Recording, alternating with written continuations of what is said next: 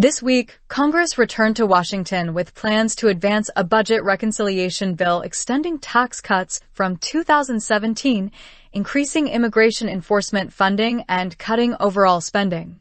However, Republicans face ideological challenges and a slim House majority, needing to navigate complex Senate rules for controversial proposals.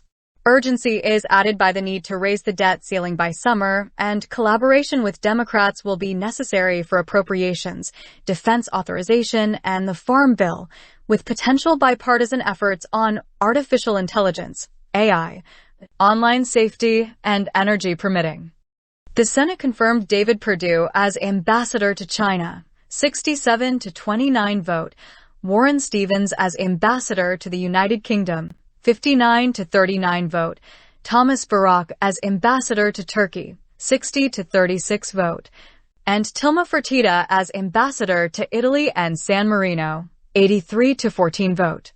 FCA International Defense General Services Administration, GSA-S infrastructure funding. FCA International joined an industry initiative urging Congress to protect $2.15 billion in funding already allocated to the General Services Administration, GSA, for the use of innovative, low-carbon, U.S.-made construction materials, including concrete, asphalt, glass, and steel. This funding supports more than 150 infrastructure projects across over 40 states. These include federal buildings, courthouses, and border facilities, all subject to the Buy American Act, which ensures that public dollars support domestic manufacturing and job creation. GSA estimates the program will support more than 6,000 jobs annually. Rolling back this investment would delay critical projects, increase costs for businesses and taxpayers, and create uncertainty across the construction supply chain. Some projects rely on these funds for nearly half of their total budget, and without them, scopes may be reduced or restarted entirely. Preserving this investment means continued momentum for infrastructure improvements, long-term support for U.S. manufacturing, and economic growth in communities across the country. Electric vehicle fees in the House reconciliation package. Investing in the nation's infrastructure delivers economic benefits. Recent congressional support for roads, bridges, and public transportation systems has advanced projects in every congressional district across the country. These improvements have enhanced safety, mobility, and efficiency nationwide. Such progress is made possible by the continuity and predictability of funding provided through the Highway Trust Fund, HTF. HTF revenues are currently generated primarily through user fees on gasoline and diesel fuel sales, supplemented in recent years by transfers from the general fund to address shortfalls. However, improvements in fuel efficiency and the growing number of hybrid and electric vehicles have resulted in a system where not all users contribute equally. While some road users continue to pay into the HTF through fuel purchases, others contribute little or nothing under the current structure. At the same time, user fee revenue has failed to keep pace with the needs of the system.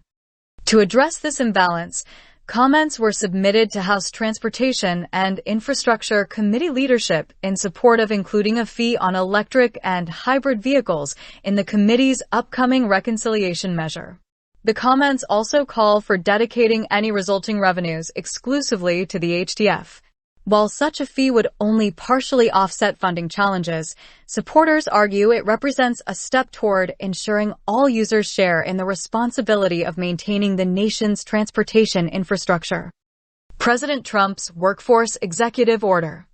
Last week, an executive order, EO, was announced to direct the federal government to revamp its workforce development programs.